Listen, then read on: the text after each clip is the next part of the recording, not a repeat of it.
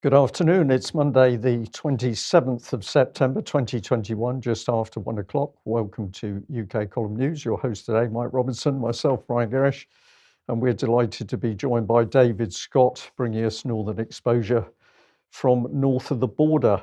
Another just-in-time delivery, Mike. Yeah, we've had some tech problems this morning. If we disappear off the stream, it's a recurrence. Don't worry about it. We'll get everything back up and running again if we possibly can. Now, well, at the weekend there were a number of protests around the world, a number of demonstrations. Rather, is maybe a better word. This is the London one. Lots of people there again. Did you see any coverage of this in the mainstream press? Well, of course not, Mike, because nobody's allowed to have an opinion which goes against the government at the moment. Indeed. So that's really all I'm going to say about it. Impressive turnout once again. Yeah, so we say well done to all the people who did turn out, and the fact that they're there makes a big difference. But isn't it amazing how whenever things happen in these days, it seems to fit very well with policy. So here we have the headline in the Mail this morning: petrol crisis forces thousands of commuters to work from home, while stranded teachers threaten a return to Zoom lessons, as Boris calls in the army to drive tankers after motorists chase fuel trucks and queue for pumps from 5 a.m. So it's back to working from home, and we don't need lockdown for that anymore. We just need to create a bogus fuel crisis. Fits all the policies, really. It fits the net zero COP26 policy, that, as we head towards COP26. It fits the lockdown policy and so on. But we mentioned on Friday that, of course, this was going to result in the armed forces coming out on the streets to help deliver fuel. And strangely enough, some of the mainstream media this morning, or yesterday and today, continuing to push this narrative. It's as if the decision hasn't been made yet. But we did mention on, sorry, you were. Well, I'll just add to that. This headline is as if we still have substantial armed forces, which of course we don't. We have armed forces which can barely do the tasks that are already set for them, and yet the announcement is as if we've got troops aplenty to come out on the streets and drive these lorries and administer vaccines and support the police. But the reality is we can't do any of these things because the armed forces have been decimated. But also on Friday, we mentioned, we asked the question, who is driving this fake shortage? And of course, it is the mainstream press. So this was the BBC, as we showed on Friday. The headline was, "Buy petrol as normal, says Minister," alongside a nice big image there of 4 petrol pumps all shut down and so on. But David, the question is, who was it actually supposedly leaked this information to the BBC, which caused them to produce this propaganda in the first place? Well, according to the Express and many others, it was a former BBC executive who's now working in the road haulage industry. And he leaked to the world some comments from a BP executive in a private meeting. And this seemed to spark the whole thing off.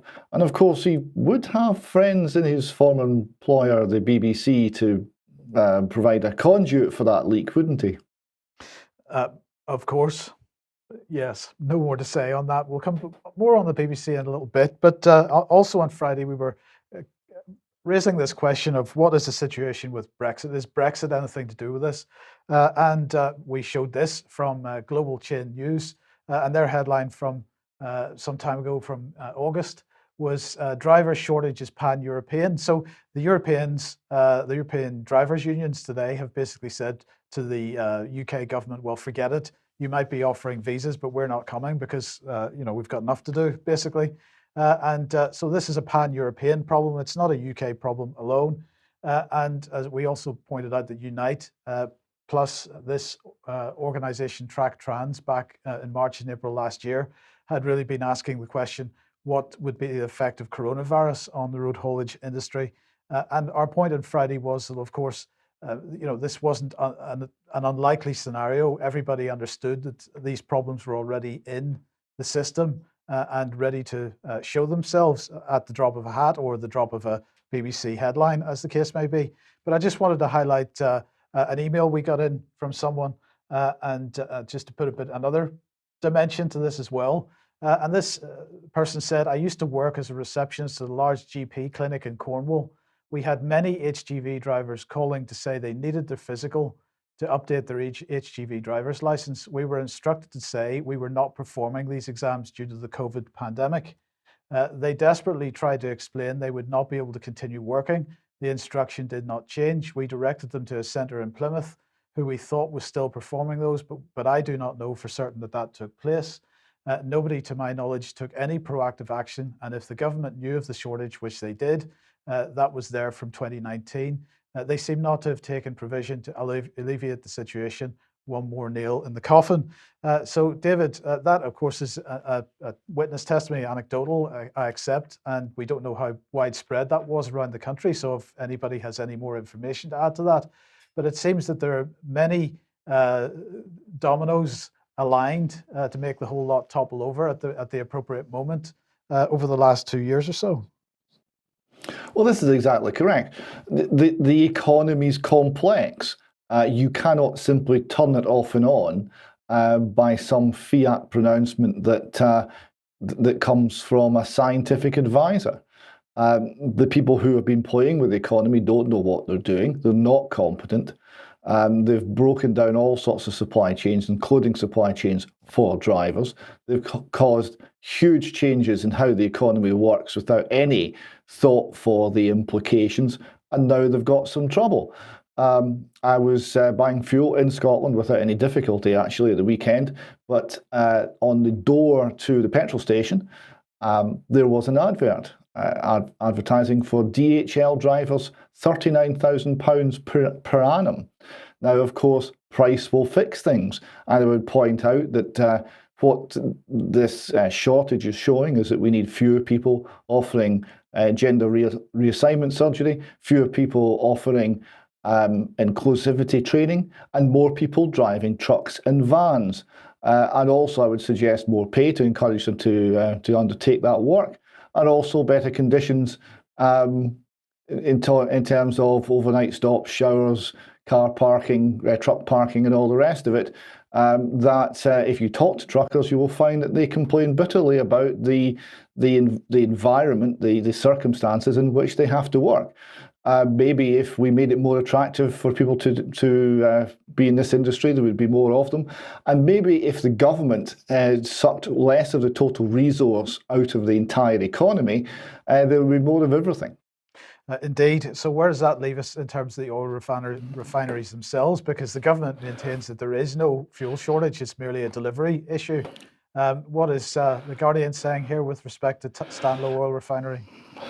I found this a strange article. I thought this was another piece of scaremongering, because they're saying that the oil refinery, which is the second largest in Britain and provides a very substantial portion of all fuel for cars on the roads of Britain, is in the brink of collapse because of this unpaid £223 million of back VAT from the coronavirus. But when you get into the article, it was over 700 million, and they've paid 550 million back already, and they're trying to negotiate the timing of the last bit of payment. It doesn't sound like a crisis to me. That, I thought, was more scaremongering just to stoke the fear. Yeah. Well, okay. What's happening on the ground? How does this latest scam affect people? Email to UK column here about Morrison's. The person says, I've taken the liberty of writing to you with capitals in the subject line because this is extremely urgent. I'll have to say to other people, you can't all do it, otherwise the stuff doesn't get through. And the subject, the author says here, needs to be shouted from the rooftops. My friend is in her late 70s. And she's looking after a husband who's bedridden and on a palliative care system. One of the Bluebird carers has just told her she was refused petrol at 6:30 a.m. this morning, Sunday the 26th of September at Morrison's, Newquay, as she wasn't an emergency worker. If these carers aren't classed as emergency workers, then many elderly people will suffer and die in their homes. Can you please highlight this? So we're delighted to do this. What I find so disturbing about this, Mike, is that we have now got supermarkets drawn into the policing of the system. It was done, obviously, for COVID, but now we're seeing that we've got the supermarket petrol station effectively deciding who's going to get fuel based on their knowledge, whatever that is. But a reminder just quickly again that on Friday we were talking about the military helping ease the mounting fuel crisis. This was the plan anyway. A major feature of what we did on Friday was to talk about this merging of military and civilian institutions and so on. So I just wanted to show this from Australia.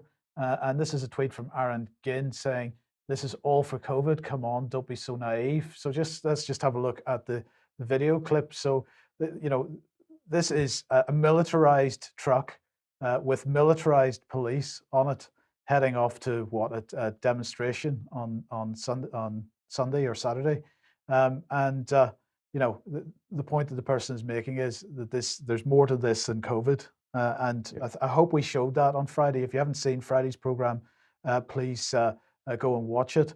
But I also want to show you this. This is from the Parliament of Australia. The Defence Legislation Amendment, brackets Enhancement of Defence Force Response to Emergencies, Bill 2020. Now, this, of course, was published, I believe, in October last year.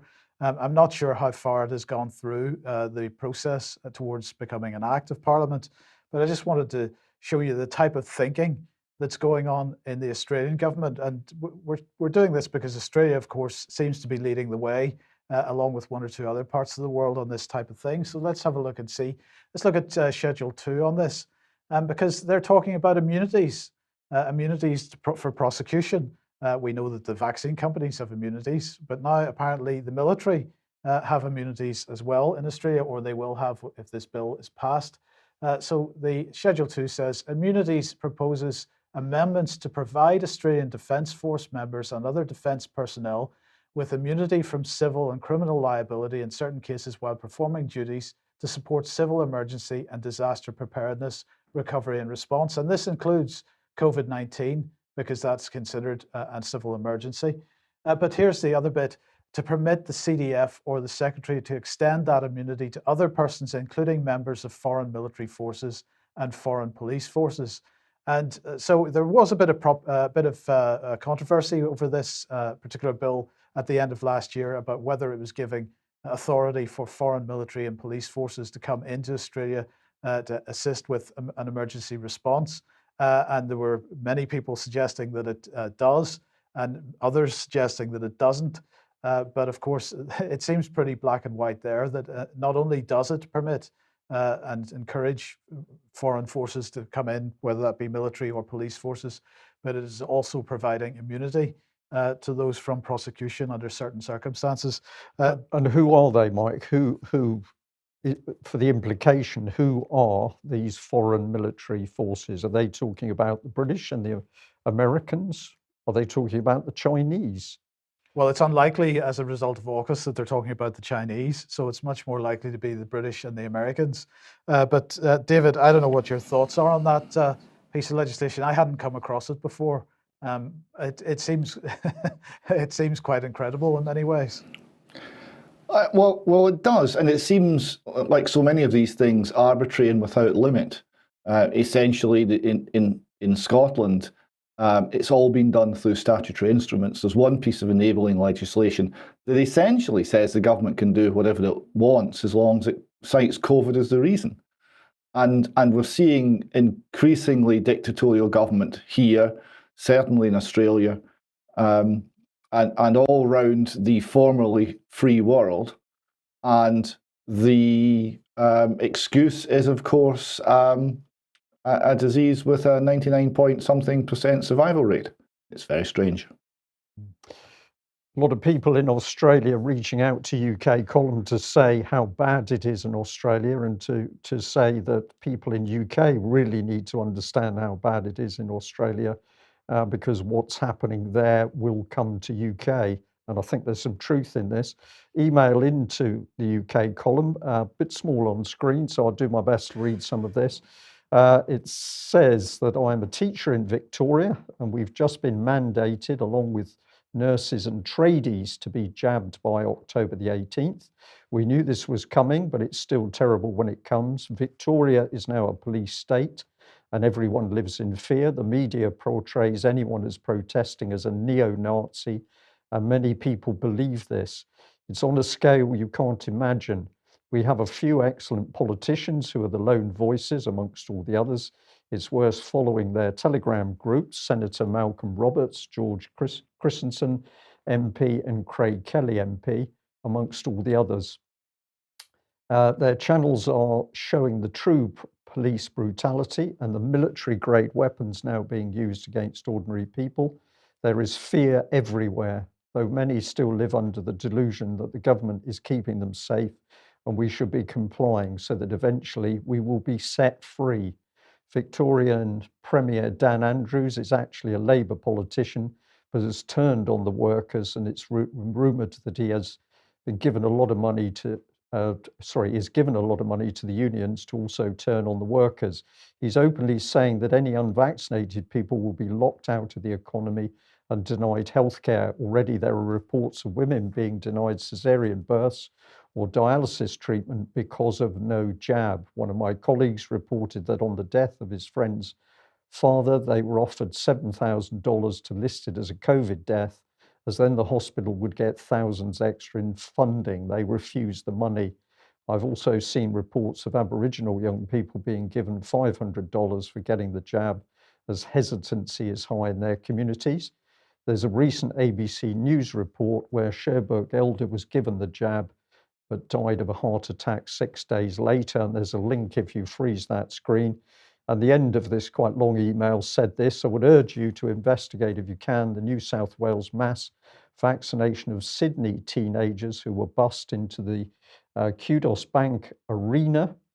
It says 24,000 in one weekend in August with no parents allowed. It is reported that 4 teens died and some footage was released, but it's impossible to find anything anywhere about it now. Our country used to be a wonderful place of freedom and tolerance, but people have been locked down for so long now in Victoria that they're losing all hope and sense of reason.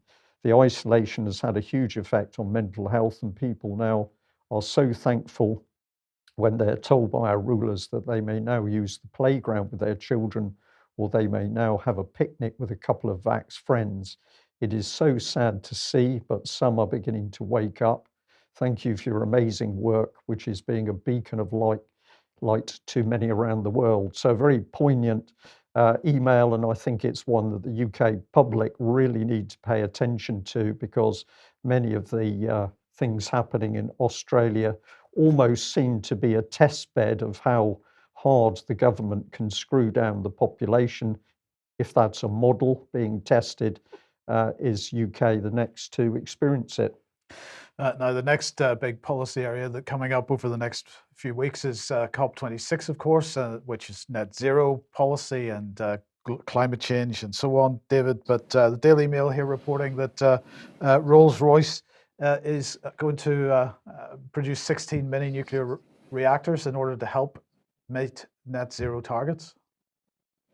Well, your summary there is more accurate than the actual headline, which says poised to approve 16 mini nuclear reactors to hit net zero. Now, a couple of interesting things about this article. Firstly, have a look at the picture there of the proposed mini nuclear station, and tell me, Mike, is anybody in authority actually worried about sea level rise? No. I think not. Secondly, they go on to talk about 16 plants creating 40,000 jobs, and they talk about mini reactors producing 450 megawatts, a seventh of what conventional power stations such as Hinkley Point produces. So this is the equivalent of 2 nuclear power stations, and of course, many more than 2 nuclear power stations are due to be taken offline as they reach the end of their lives. So on the surface, this is too small to have any effect on any sort of target, however logical or illogical the target may be. Now, it may be the first wave of something much larger, We don't know because the article doesn't go into that. It's just a very small amount of generation for such a grandiose headline. Yes, indeed. Now, Rolls-Royce is very keen to push forward with this technology, and they're hoping to sell it around the world as well. But yes, your point is well made there. But that brings us on to this. You're going to have to explain. Well, this is The Guardian, and I don't know that I can fully explain. So this is Greta, and somebody in a fit of meanness has poured what looks like crude oil over her. So she's like a little bird that's been in the sea when there's been a tanker hitting the rocks. Once again, there's only one eye visible. I'm starting to think Greta only has one eye, because any photograph I see of her, she seems to have one eye covered. And there's something deeply unpleasant about that image. And there doesn't seem to be any reason for it. There doesn't seem to be any logic to it. The headline says the time is now. So again, the implication is panic, emergency, it's all going to end, none of which is true, other than by government policy. The government policy might make a lot of things end. And this is part of the hype as we run up to COP26. Certainly is, David. I'm going to help you out a bit on this one, because I was also fascinated when I saw the image. I thought I'd do a little bit more work on it. So here's The Guardian, and what The Guardian actually produced is a sort of interactive article on this. So you'll notice that although she's got her eyes closed in this image on screen, we'll see how it develops. Apparently it wasn't real oil, it was olive oil mixed with paint. So she was safe, relax, she was safe. Oh, they did actually pour it over her head. It wasn't a Photoshop job. She went to The Guardian. She went to The Guardian especially to be, I'm going to use this word deliberately, anointed with black goo, in order for The Guardian to produce this article. Now, this is interactive. So as you read through the article, this is what happens.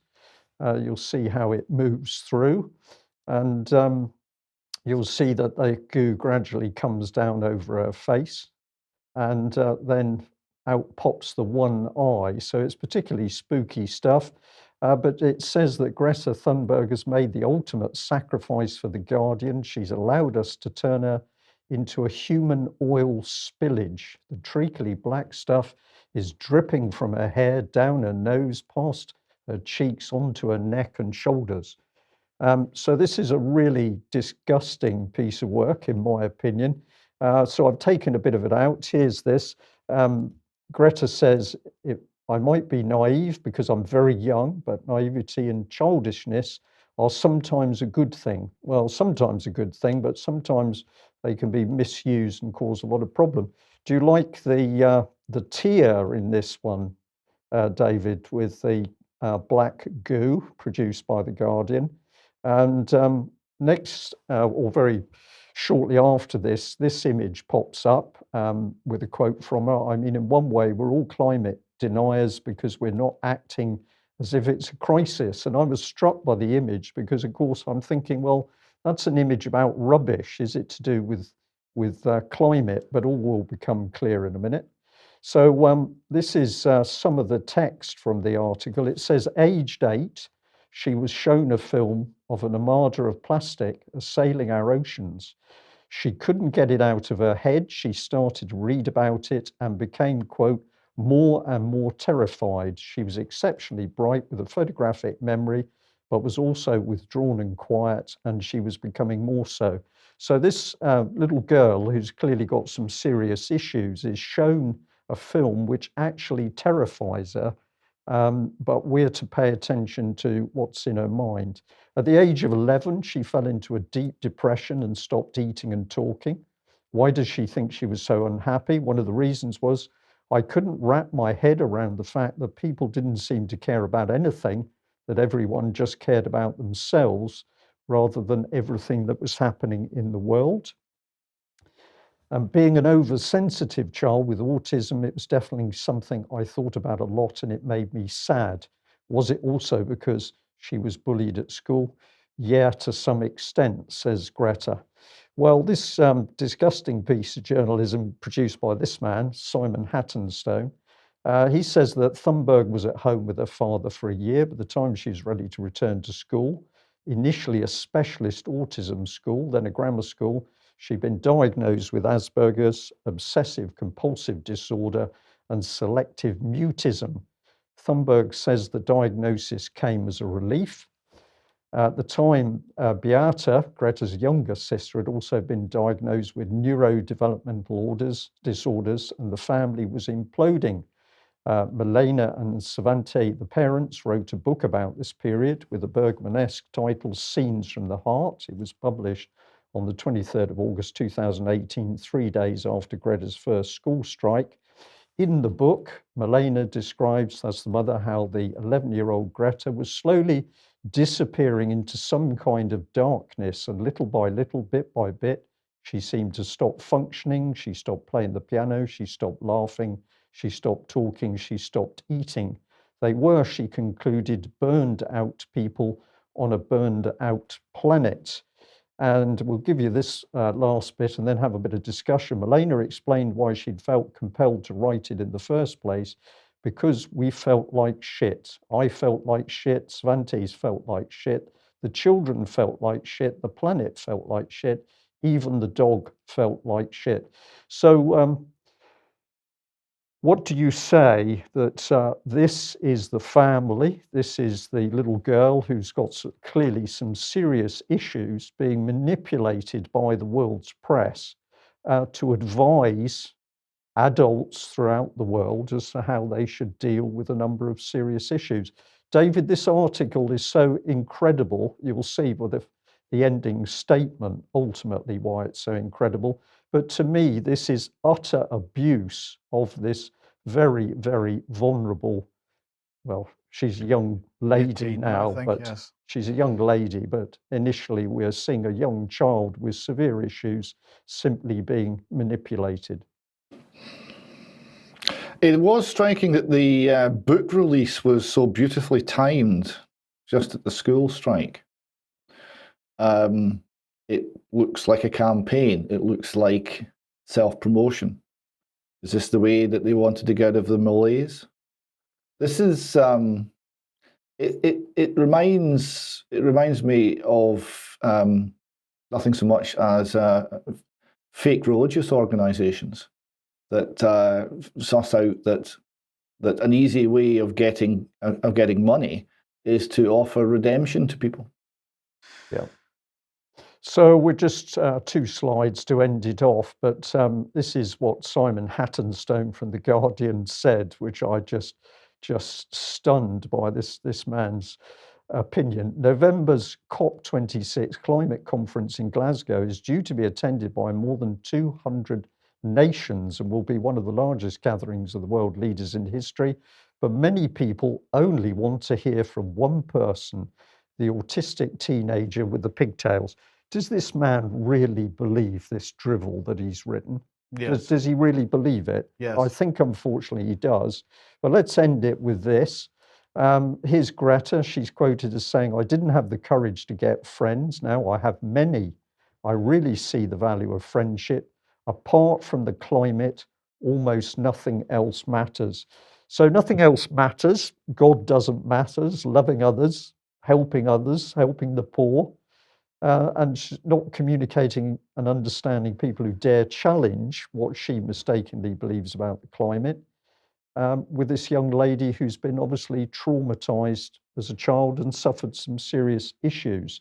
So what happens now, I've used the word prostituted, and I think this is correct. She's being prostituted by the media as the intellect and role model for adults and children across the world. This is obscene, and I suppose that we shouldn't be surprised that The Guardian has taken the lead in presenting this article.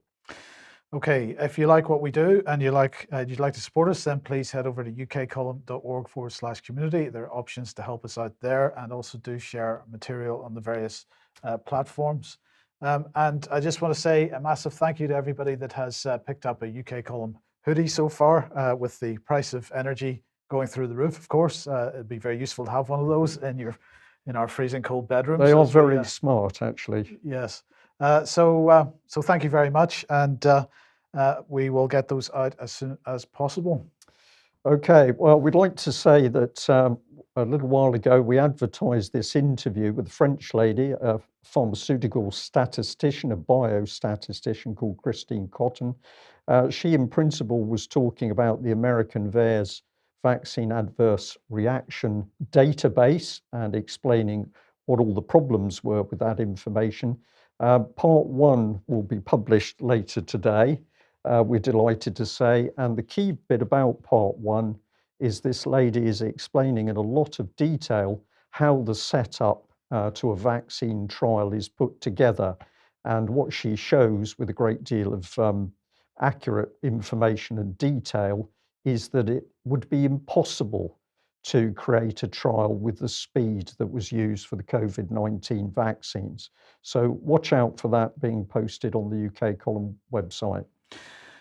Okay, let's head over to Benoit Coure, the head of the Bank for International Settlements. The financial system, he says, is shifting under our feet. The time has passed for central banks to get going. So what is he talking about? Well, the Bank for International Settlements is going to test the use of central bank digital currencies with Australia, Malaysia, Singapore, and South Africa in an experiment that could lead to a more efficient global payments platform. They have a code name for this. It's Project Dunbar. They announced earlier in September, about 2 weeks ago, and the study aims to develop prototypes for a common platform that will enable international settlement in digital fiat currencies issued by central banks. And this system would allow direct transactions in central bank digital currencies between institutions while reducing time and cost, according to the Bank for International Settlements. So that's all really fantastic news, isn't it? And please understand the sarcasm in that. So let's just remind ourselves what they're planning here. So they have had this annual work program set out for these issues for a little while now. And they were looking at a proof of concept platform using multiple wholesale central bank digital currencies to explore the feasibility of faster and cheaper cross-border payments. And that is now moved into this pilot scheme between Australia, Malaysia, Singapore, and South Africa. And also a technological research project and associated prototypes for tiered retail CDBC distribution architectures. We'll come on to that in a second when I show you the diagram, remind you of the diagram. And they also want to implement a distributed ledger technology prototype for distribution of tokenized green bonds to retail investors. So this is a bit of blockchain. Get those green bonds out to you and me because we want to invest in all these new green technologies that central banks are so excited about these days. But just to remind everybody what the thing is going to look like, they intend to create several forms of central bank money. It's all based on digital central bank money. And there are two main types. The type that's only available to financial institutions, which is wholesale central bank digital money, but also a type which is available to the general economy. And that might be account-based retail CDBCs or token-based retail CDBCs. So they're attempting to capture some of the Bitcoin market here. But the key point here is that CDBCs will be offered to you and I to do our day-to-day business with. And as many people are warning about now, this effectively takes us in the direction of total control, because of course, if we're only able to spend our CDBC currency in particular shops, perhaps only 15 miles away from our homes or within that radius, then that becomes a bit of a problem, David. And it's interesting that, David, the World Economic Forum was hosting an event a couple of days ago. We'll cover it on Wednesday's program on the 15-kilometer city. And so this is being pushed forward very hard, this notion that we should be able to do all our business within a 15-kilometer radius. And CDBC's very much part of that. Yeah, this idea is everywhere. We first came across it in a policy document for the Scottish NHS, would you believe? So it's down to the fine detail of policy planning already in government circles. Couple of things strike me. Do you know why it's called Project Dunbar? Because I don't, and it's a bit bizarre. Right now, a couple of things occur. Maybe they happen to know that Dunbar's the sunniest place in Scotland and they're trying to be optimistic. I doubt it, but it's one possible explanation. They might know that it's where the Scottish nationhood fell to the nasty totalitarian that was Oliver Cromwell. Maybe that's what they're alluding to. I would love to know. But finally, I'd point out that the Mises Institute are running a piece on this at the moment, looking at central bank digital currency and comparing it to a Lord of the Rings metaphor. They're calling it one ring to rule them all. So they're basically suggesting that this will allow central control of each individual central bank and hence central control of the entire world economy and hence of the globe. Do you think they're wrong? No, they're absolutely right. So let's move on with it, because here is HSBC, because they're running a project as well. And here's their press release: new forms of digital money could spur growth. This is fantastic news because the economy coming out of COVID needs growth, a growth spurt, doesn't it? So digital currencies are going to sort that out. So let's see what Noel Quinn, the group CEO of HSBC, was saying. HSBC is working with central banks in the United Kingdom, France, Canada, Singapore, China, Hong Kong, Thailand, and the United Arab Emirates to explore plans for digital currencies. It doesn't end there. Here is the Central Bank of Chile, and they are promoting their central bank digital currencies at the moment. They're developing those at the moment. So last week, the president of the Central Bank of Chile, Mario Marcel, spoke at length about the potential for a central bank digital currency at a seminar organized by the Chilean Ministry of Finance and the Inter-American Development Bank. And one of the primary motivations for CDBC in Chile, apparently, is the promotion of financial inclusion, because like many developing countries, a reasonable proportion of their citizens are unbanked. And the way to solve that is to make them get bank accounts and have central bank digital currencies as their mechanism of choice. Then we've got Jerome Powell here from the Federal Reserve, because he was saying the other day the Fed is working proactively to evaluate whether to issue a CBDC, and if so, in what form. And then finally, and probably most importantly, the House of Lords, the House of Lords Economic Affairs Committee has launched an inquiry into central bank digital currencies, and they're asking for input from everybody really on this. So let's have a look and see what Lord Forsyth of Drumlane is saying. He's the chair of the Lords Economic Affairs Committee. The government and Bank of England must carefully consider the implications of creating a new state-backed form of digital cash, he said. If you have a view on any aspect of central bank digital currencies, look at our call for evidence and let us know what you think. So actually, it's quite a wide-ranging call for evidence. So let's have a look at the questions they're asking. First of all, what are the main issues driving central banks to explore CBDCs? Well, we might say it's control, but there are many other things as well. Might say that it's something to do with the fact that the global financial system is in a state of total collapse, and they're looking for some way to find a route out of that. But anyway, what are the main benefits and risks of CBDCs? Could the proposed benefits of a CBDC be achieved through improvements to the existing payment systems? How could the Bank of England and HM Treasury address concerns over privacy and traceability of payments when exploring CBDC design? What effects might a CBDC have on the financial sector? And it goes on, what effect might a CBDC have on competition and innovation in the payments and fintech sectors? How might a CBDC affect monetary policy? How might a CBDC change the Bank of England's role and responsibilities? How should HM Treasury and the Bank of England engage with the public on research and development of a CBDC? And finally, how might CBDCs affect the economic, foreign policies, or geopolitical influence of different countries and economic areas? Are there implications for effectiveness of economic sanctions? So that is the range of questions that they're looking for public input on. And undoubtedly, we will have the link to that inquiry in the show notes under the news program later on this afternoon, if you want to actually input some comments.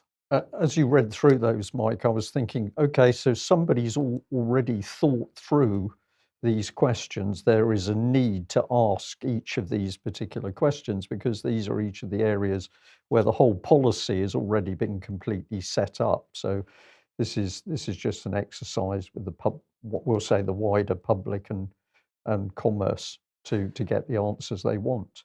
Well, Or is that too cynical? I think that is a little cynical. We'll wait and see. But David, I mean, what are your thoughts on that list of questions? I thought the last one was very interesting. Sanctions. Yes, because of course, if you are dependent on the world economy and you're dependent on access to that world economy via a digital currency that can be switched off from an office in Switzerland, then you better toe the line. In the Second World War, the Nazi government was printing £5 notes in an attempt to cause inflation and economic collapse in Britain. This sounds like something much more effective. Yes, indeed, and but it goes to it's at all levels, isn't it? Because you're talking that final question is talking about a geopolitical international level, but this control, because it is also a retail currency, this control goes to the individual level as well. It is extremely dangerous, and so we'll just remind everybody of Catherine Austin Fitts' Cash Friday initiative, and maybe it really needs to be cash every day, and people, David, need to stop using electronic payments wherever possible.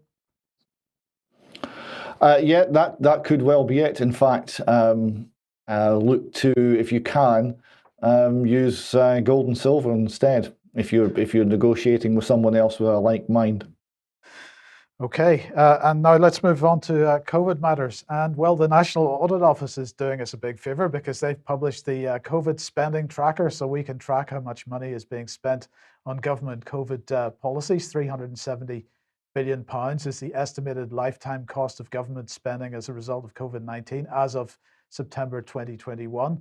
So they're looking at the government having spent £154 billion on support for businesses, £84 billion on support for health and social care, £67 billion on support for other public services and emergency responses, £60 billion on support for individuals, and £5 billion on other support and operational expenditure. They say that our COVID-19 cost tracker is an interactive tool that brings together data from around the UK, from across the UK government, I should say. It provides estimates of the cost of measures announced in response to COVID-19 pandemic and how much the government has spent on these measures so far, where this information is publicly available or has been provided to us by government departments. So that's what it's looking like at the moment. Are you impressed by that level of spending? Well, who couldn't be? I mean, that's enough to elevate anything into the world of fantasy. It'd be more impressive if we could actually employ ambulance drivers when we needed ambulances and lorry drivers when we needed lorries, and there was fuel in the pumps. That would be even more impressive. But 370 billion is a big number. Isn't 370 billion more than twice the whole annual budget of the NHS? I think it is. Yes, but sorry, David, go ahead. What UK GDP is what? About 2.5 trillion. No, it's not. Yeah, 2.5 trillion. Yeah, I don't think it's that much yet. But UK government debt's gone up recently from 40% of GDP before the financial crisis to 80%. So we've put on a 40% of GDP. So that's 370 billion is quite a small number. That's not all of it. That's maybe a third of recent spending. I appreciate that's just the narrow COVID costs, but you got to remember that there's been an awful lot more money printing beyond that. That's money printing. That's a different thing altogether. Now let's just have a look at this. Our new article looks at the people most likely to test positive for COVID-19 between the 14th of March to the 11th of September 2021. This is from the Office for National Statistics. And they're claiming that people who have received 1 or 2 doses of coronavirus vaccine were less likely to test positive for coronavirus in the fortnight ending 11th of September 2021. Now, they don't say whether that's because those people are feeling that they've had the jab and therefore they don't need the test.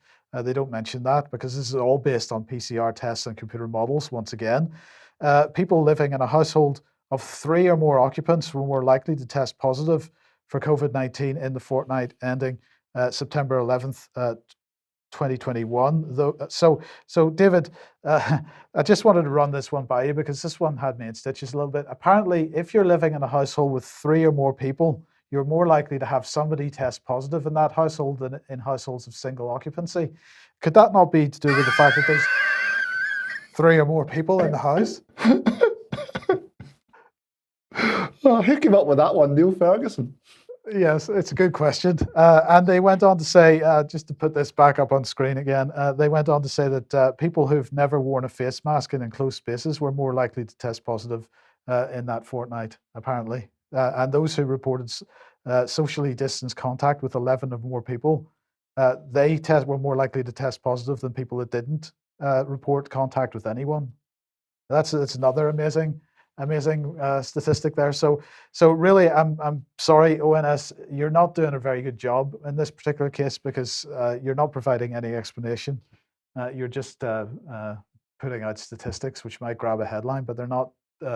There's no seriousness about it. I think it's sad to see. We can say that over the period of the COVID so-called crisis, we've watched the ONS become a politicised body, a politicised arm of government. So it's not about informing the public of accurate statistics, so the public has the information. It's presenting statistics in a form to drive government policy. We have seen the ONS completely change its style of operation, and I think that's very sad for people working in that organisation. I think that's right.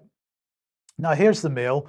And the question they're asking is, why are so many suffering dreadful COVID symptoms but still testing negative? Sarah Vine was convinced she had it, but countless tests said otherwise. She's far from alone. So what is going on? And the crux of this article is, it's quite a long article, is that basically, even if you test negative and you happen to have a set of symptoms, which might include a temperature, a runny nose, a cough, and these kinds of things, then you're definitely got COVID because it can't be anything else, because there's no other respiratory illnesses out there which might cause similar symptoms.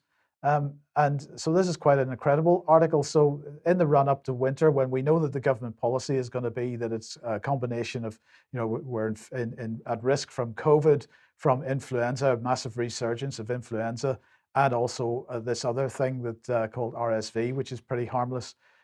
These 3 together are going to be the triple whammy of this winter, and yet we've got an article like this. It's a bit unclear exactly what they're doing here, other than just to mess up people's minds and not really understand what's going on. And sorry, just before you say, Brian, I just wanted to sort of show another example of this, because here we've got the BBC with an article here saying long COVID less common than feared, says the ONS. But then here's the Guardian saying post-illness symptoms like long COVID are probably more common than we think. So we're just being bombarded continuously with these random headlines, which seem to say one thing one day and another thing the next day. Well, where does that leave people? Well, it leaves them in no man's land, which is where the government wants them, because if they're confused, and we are confused, we don't know what's going on, very easy to manipulate. I'd like to know whether those people have been jabbed. The ones who are suffering these symptoms, have they had a jab? Well, this is exactly, well, that isn't addressed in the article, as you would expect, but yes, this is the question indeed. Now, here is, well, who is this? Oxford Vaccine Group pushing this out on Twitter this morning. Around the world, there are 117 COVID-19 vaccine candidates undergoing clinical trials and 185 candidates in preclinical development. And they link to a Gavi article on this, which we'll show you in 1 second. Now, this is a very interesting tweet because 117 COVID-19 vaccine candidates undergoing clinical trials. That includes the vaccine candidates which are already deployed, by the way. But so let's have a look at the Gavi article here. The COVID-19 vaccine race, this is their weekly update of the 22nd of September. Scientists around the world are working faster than ever to develop and produce vaccines that can stop the spread of COVID-19, with 21 vaccines now being rolled out in countries worldwide. Here is an at-a-glance overview of these vaccines in recent development of candidates in clinical trials. And they go through explaining the situation. They say that candidate vaccines make it to human clinical trials. They first go through phase 1 trials primarily to test vaccine safety, determine dosages, and identify any potential side effects. We've heard all this before, but they're reiterating it in this one. Phase 2 trials further explore safety and start to investigate efficacy on larger groups. Phase 3 trials, which are the trials that are currently being undergone by the vaccines that are already deployed, which few vaccines ever make it to, are much larger, involving thousands or tens of thousands, or in this case, billions. And then phase 4, the final stage, phase 4 trials, is conducted after national regulatory approval and involves further monitoring in a wide population over a longer time frame as a form of post-marketing surveillance, pharmacovigilance in brackets. However, not all vaccines that have been approved for domestic use, I presume that means, are in phase 4 trials, including the ones that have been rolled out already. They continue pushing this same narrative, and at no point do they ever make the point in simple, clear, black and white language that anybody can understand that the current vaccines currently deployed are still in phase 3 trials. Yeah. Where does that take us? Well, I think another couple of emails coming in, because this is our audience reflecting reality of what's happening out there. So this is about imposed jabs on care staff. The sender says, I work in the NHS in community, but not a registered nurse. So I've looked at their legislation. They say what they say means I must be double jabbed to enter care home, and unless I'm incorrect, it does not make sense. In the section amendment to section 12, safe care and treatment, number 5, it says it only to registered professionals, and then the description goes on, and to me looks like to be saying the patient coming to the professional's place of work, I think that means. But there is then a link through to the legislation this person's looking at. So we're going to say, if there's anybody with experience in the law around employment and compulsory jabs, can you have a look at this and help give us some professional feedback on what the exact situation is? This one is tragic. It says, my brother is currently in an induced coma in an ICU. He was diagnosed with COVID despite his many negative lateral flow tests. The hospital could not wait to put him on a ventilator. He did not even try the inhaled steroid budesonide, which is being used successfully in other countries. He's been on the ventilator for almost 4 weeks. At one point he was improving, but then he caught a hospital-acquired infection.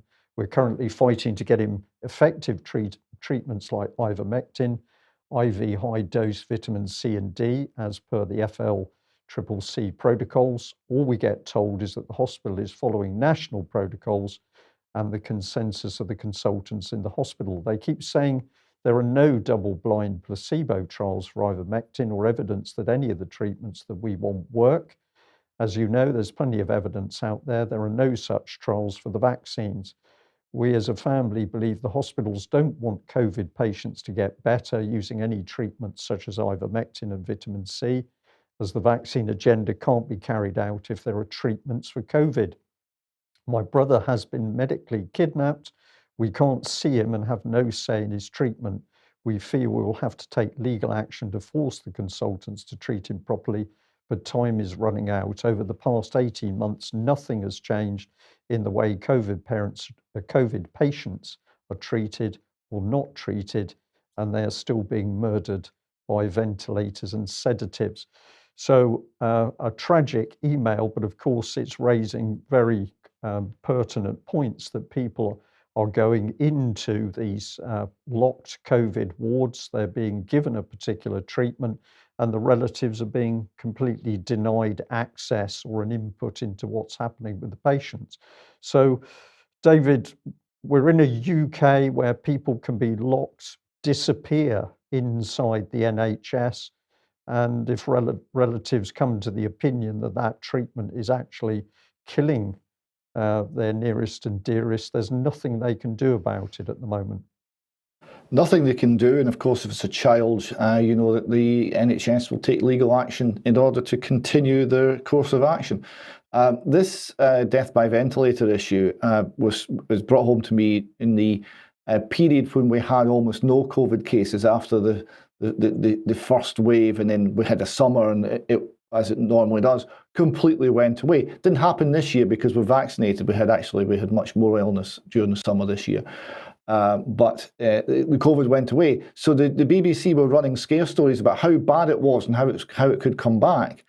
And to get people with horrendous stories, they were producing people who were diagnosed with COVID, were sitting up in bed, were engaged in texting people on the phone and conducting business on their phone by email.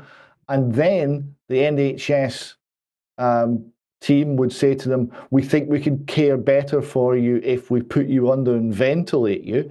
They were then put into a coma, put on a ventilator, and they couldn't be revived round, or it was very touch and go, and it was weeks and weeks and weeks before they could get them back to consciousness.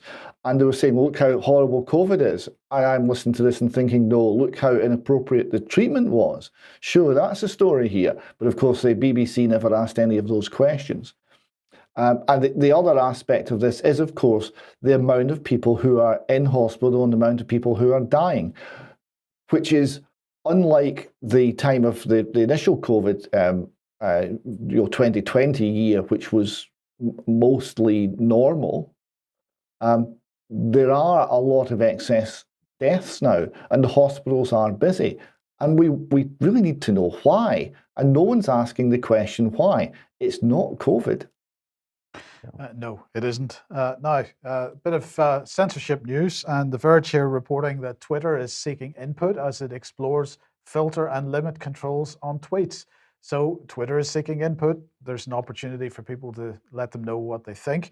So what are they planning on here? They've shared some concept images of how this might work. Twitter would detect whether or not you've received harmful replies. Harmful is not defined. And then prompt you to turn on filter or limit. And if you have filter on, potentially harmful replies to your tweet wouldn't be shown to you or anyone else. So this is how it would sort of look. If we just bring that on screen, you would switch on the left-hand column there, you would switch on limit potentially unwelcome accounts from replying. And then the person who replies, who is limited, would see a message basically saying your tweet is only visible to you, it's not visible to anybody else. Well, here we go, David. This is all going to be an automated system. Twitter is taking advice or taking suggestions from people about whether they would allow individuals, if they have that facility switched on, to then maybe be able to see some of the tweets that have been restricted by this mechanism, and maybe permit those people to tweet in the future and so on there, or add replies in the future. But once again, we have a social media company that is 100% on board with government agendas here on making sure that only certain types of narratives can ever be presented on a wide basis. Yes, and it's about narratives. It's not about abuse. As you know, I've been thrown off of Twitter for tweeting accurate government statistics about vaccine damage. That's what did it. Right? And Twitter's gone through a whole series of explanations as to why my account was closed. None of them make any sense. None of them could be substantiated. But of course, they don't need to do that. They just say, no, we're not letting you back on. And as far as the Twitter algorithm is concerned, I can assure you it's completely incapable of telling the difference between abuse and non-abusive tweets. It gets that wrong all the time, every day. Yes. Yeah. Well, what came into my mind, of course, is that people posting reasonable evidence tweets back on the bigger Twitter pages. So who we're talking about, Boris Johnson, for example, or Chris Whitty, whoever it is, you've got the opportunity to really take public opinion back in front of those people. Well, they will be the people using this censorship to make sure that the public can't react with the nonsense they're tweeting out. Yes. Okay, and just sticking with a similar topic here very briefly, The Guardian headline is "Undisclosed Private Companies analysing facial data from the NHS app. So they're saying that data security experts have previously criticised the lack of transparency around a contract with the NHS held by iProve, whose facial verification software is used to perform automated ID checks on people signing up for the NHS app. And they're making the point that the data is going to another organisation called Teleperformance. But they say don't worry about it because the data is it's only being processed by British citizens, and it's a British company and all this kind of stuff. But actually, when you start looking at Teleperformance, here they are. What are they all about? They are our differences make us stronger. Apparently, our leaders come from different backgrounds and work with each other and with employees in different parts of the world. So what's interesting is if you have a look at their leadership, here there's their executive committee, and you'll find people from France, from the United States, and other countries, but you won't find any Brits in amongst this lot. And in fact, this goes for the management team as well. Yeah, the NHS app then sharing data. There's no transparency as to who actually receives the facial recognition data and to what use it's being made afterwards. So, well, yes, what more can we say? Well, yeah, pretty obvious what's going on. Yes, which brings us, David, to Jimmy Savile and the BBC. And this is Guardian reporting here that Steve Coogan has decided he's going to play Jimmy Savile in a sensitive BBC drama. Why on earth would anybody make that decision? This is very strange.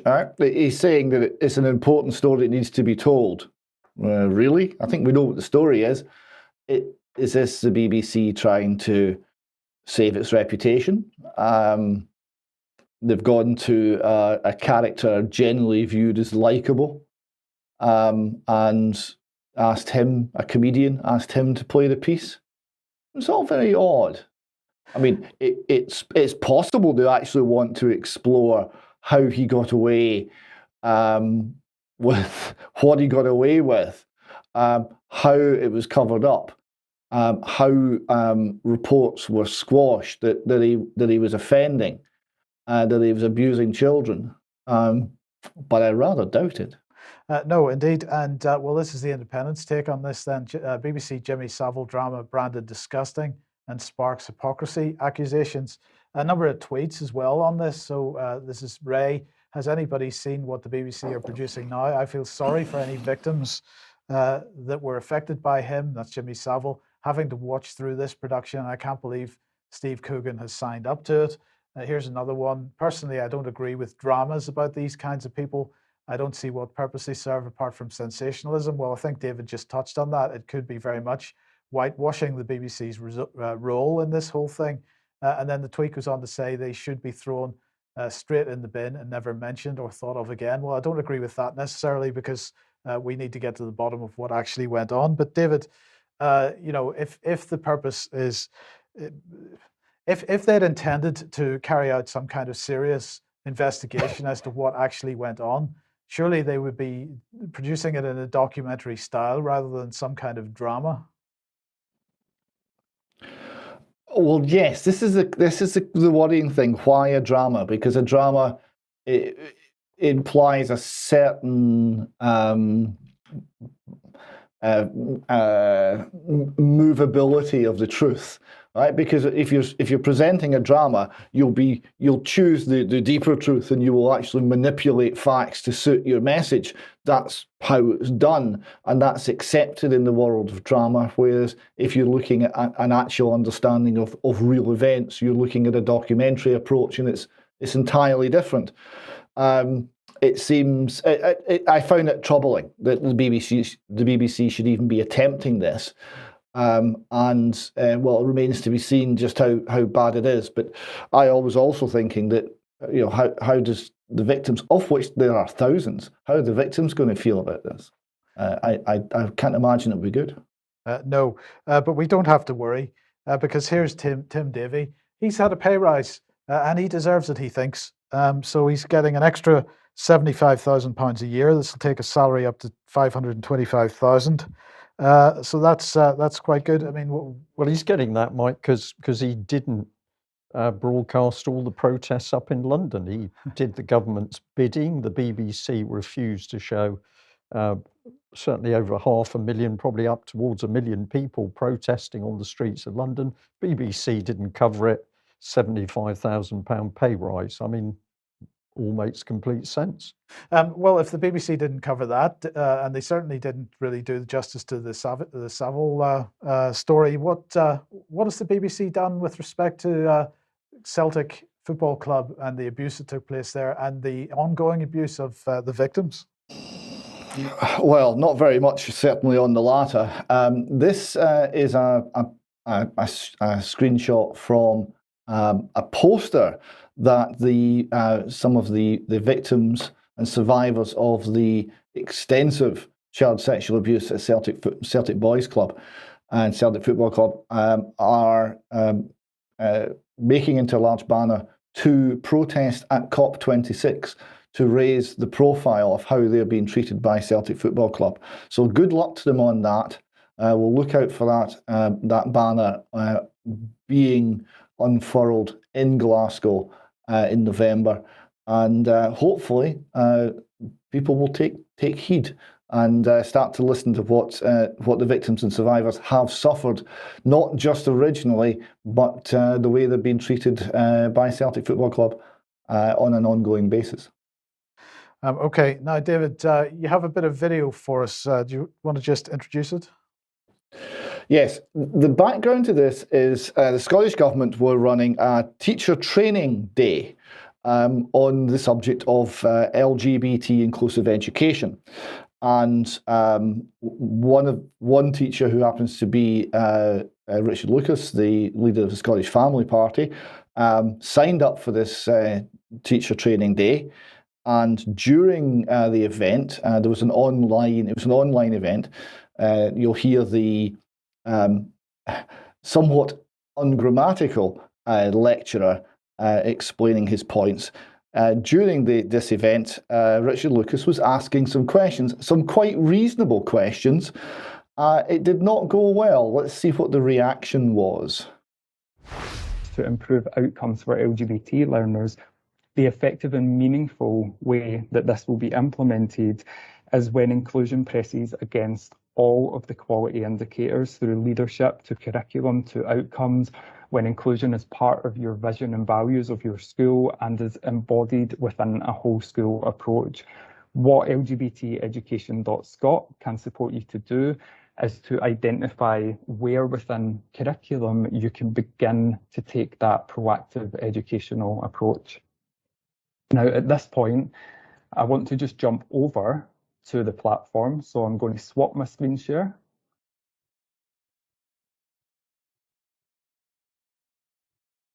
And I'm going to give you a little look at the platform as it currently is. So this is the LGBTeducation.Scot platform. It's been live for around about 1 hour. So it's fresh, it's available, it's new. And ultimately, it has been developed as a one-stop platform for you as teachers to access, go on the platform, and it's teachers who have contributed to the implementation toolkit, the resources, and the e-learning. So as you can see, it's quite simple and easy to navigate.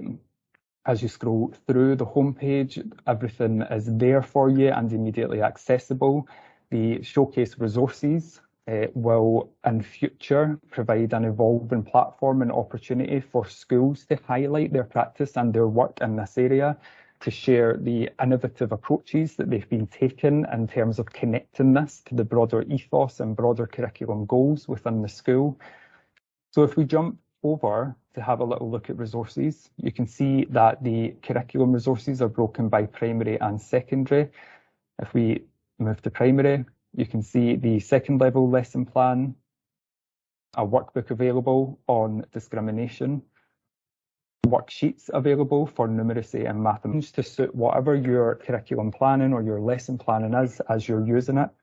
You've got lesson notes and teacher notes which walk you through how to deliver the lesson, how this connects with the experiences and outcomes and benchmarks, and the learning intentions and success criteria. And there's also pupil worksheets included as well. So these lessons can be lifted and printed and delivered as they are, but I would always encourage you to look at them and consider how they can connect to your own existing curriculum area. And there's a lot available. We've got you to teach about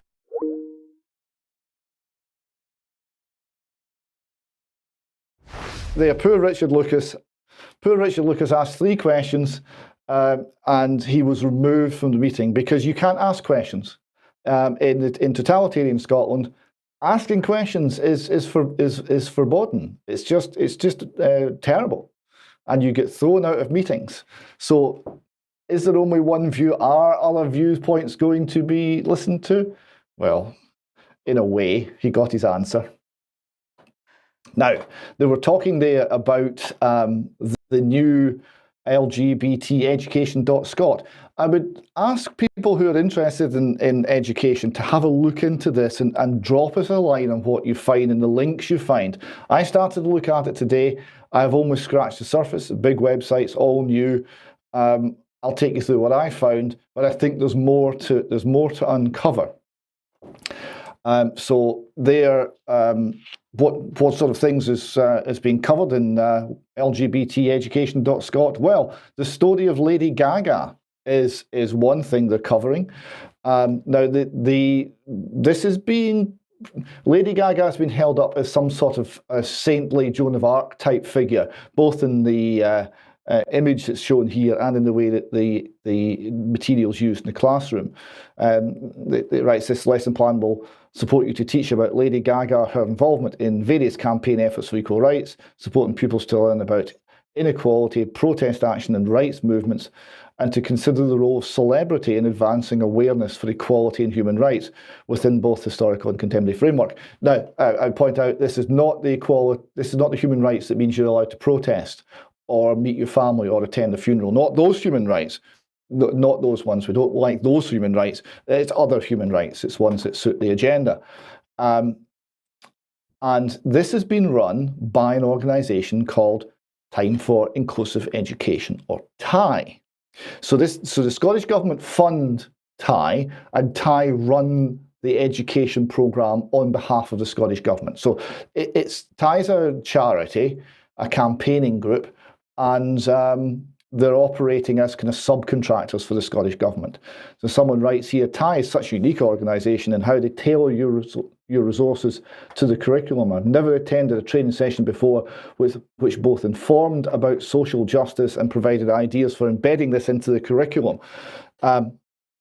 TIE is a unique organisation. They were around at the same time that No to Name Person was campaigning, and the anger in the faces of the lovies and the political establishment when the annual political awards in Scotland gave the award for political campaign to No to Name Person and not to TIE was a thing to behold.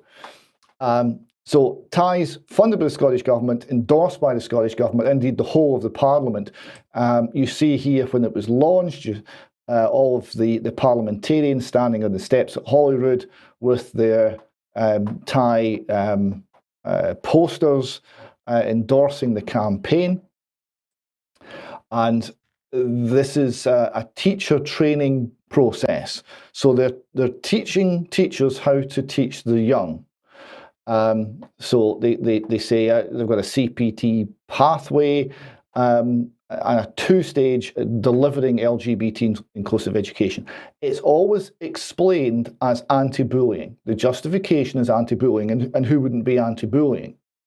But in practice, it doesn't mean anti-bullying. It means promotion of the various LGBT lifestyles as in every way equivalent, in every way normal, in every way healthy, in every way positive, and in no way secondary to traditional family relationships. That's what they're promoting.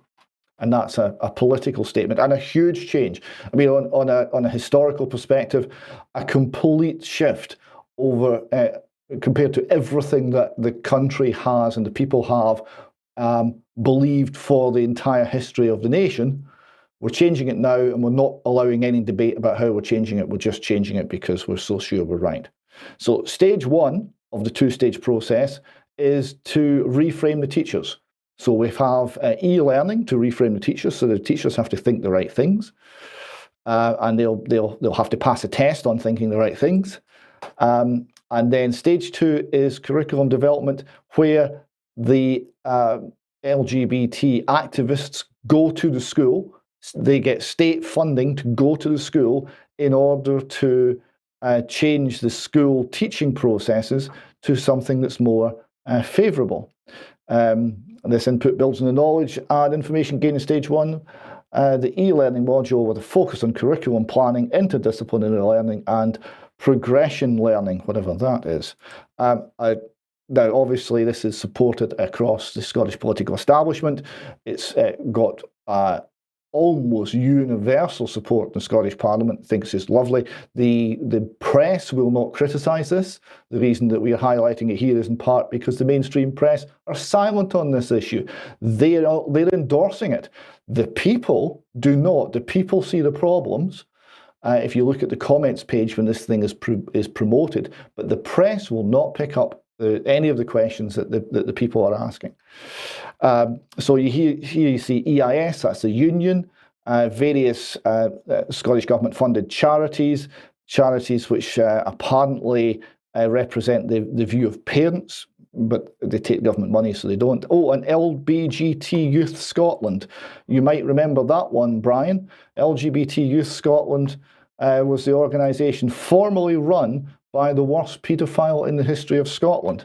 I've had to actually sanitise even this sanitised report. So grievous is what he did. This is James Rennie. He ran LGBT Youth Scotland, and this is when the Scotsman reported on the trial, the worst ever abuse trial.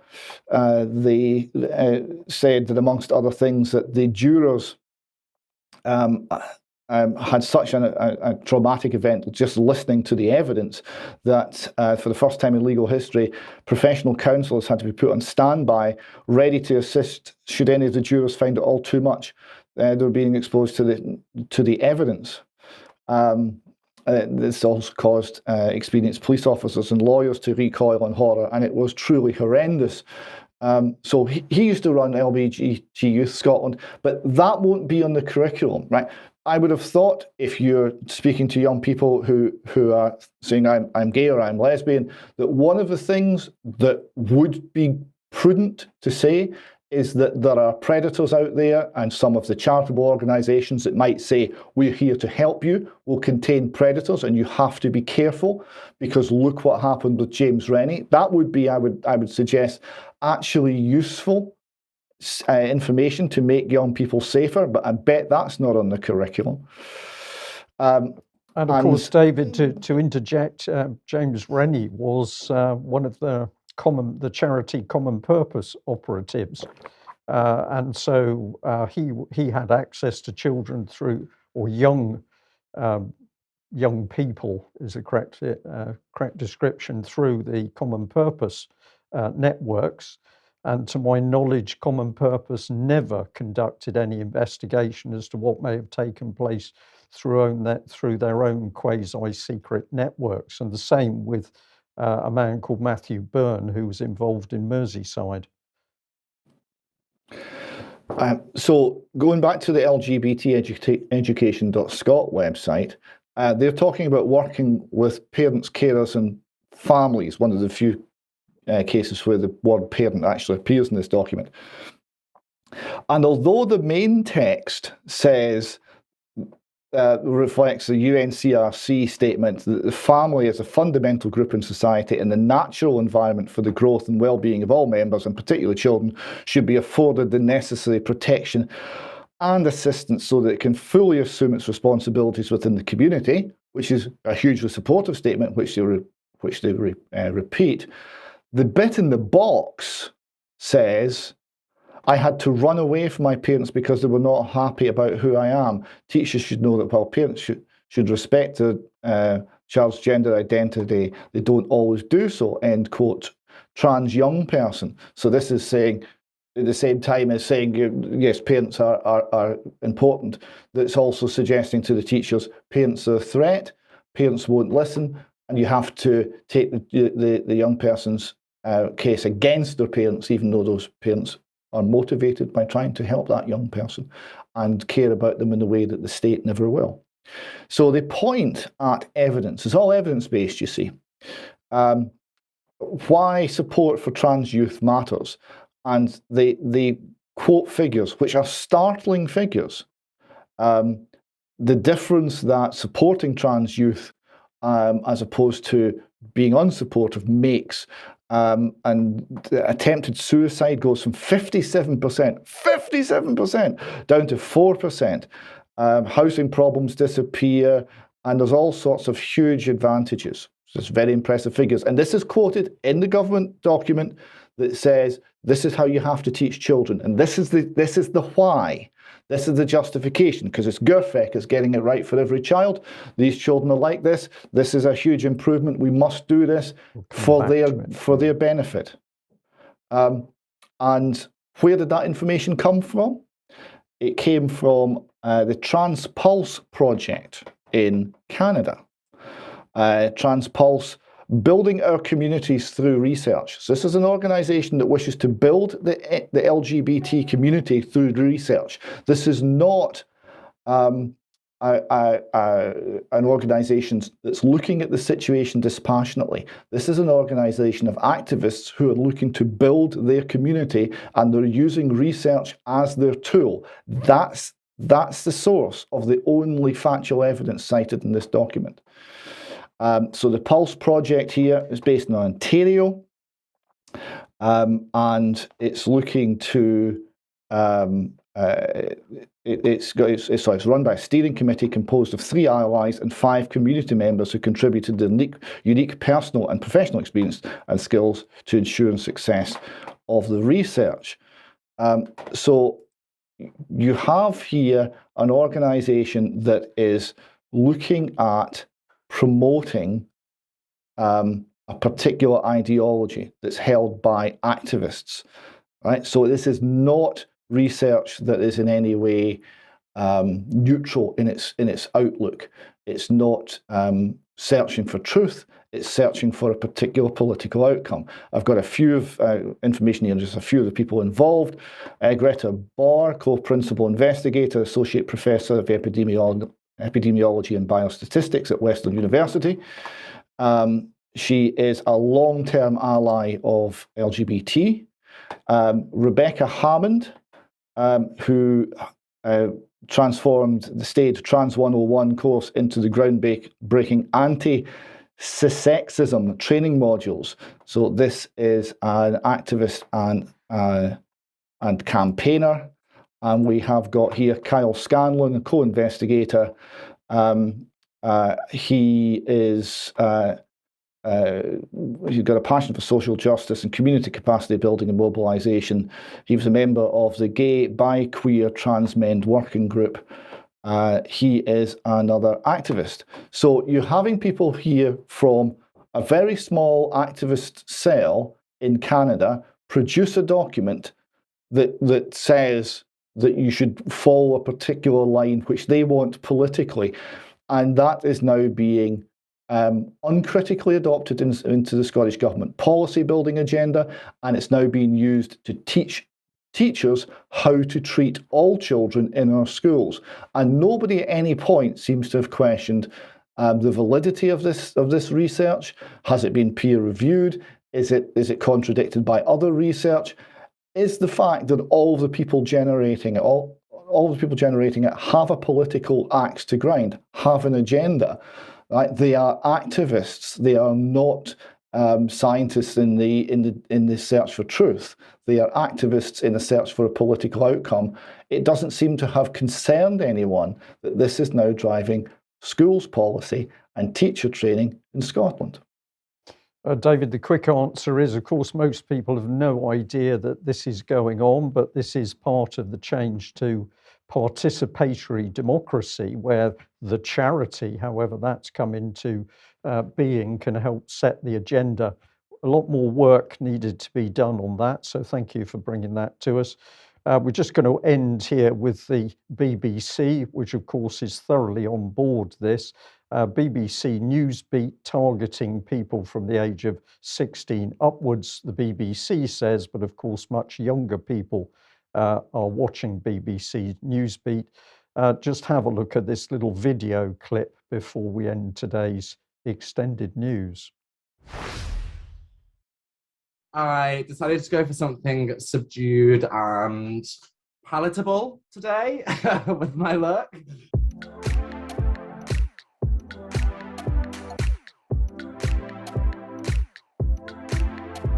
When I got the call, I was like, this happening now to me? Oh my God. I feel 75. Well, you are. Do you know what I mean? Oh, yeah. This is my nan. Hiya, is that Crystal's interview? Hiya, just saying hi. I popped in. You're right. Can you make that tea, love? My name is Victoria. So you can find that clip on BBC Newsbeat. What's particularly interesting about it is that there's some controversy because a woman has come into the drag queen scene, and apparently this has upset the apple cart. But the key bit to remember that the BBC is clearly aiming for children, young teenagers to be watching this sort of material. It's grooming the children. At the same time, we've got so-called documentaries being put out about Jimmy Savile. This is an attack on the mental health of the nation, and it's an attack on our children, of course.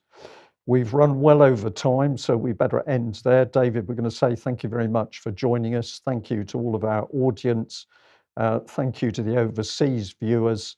Why are we pushing out the information we are? Because to be able to fight, we need to understand what the enemy is and how the enemy is working. We'll leave it there. Thanks for joining us. Well, we'll be back in a We'll few be back. seconds for extra if you're on the UK Column live stream. Otherwise, 1 p.m. as usual on Wednesday. Yeah. Thanks for joining us. Bye-bye. Bye-bye.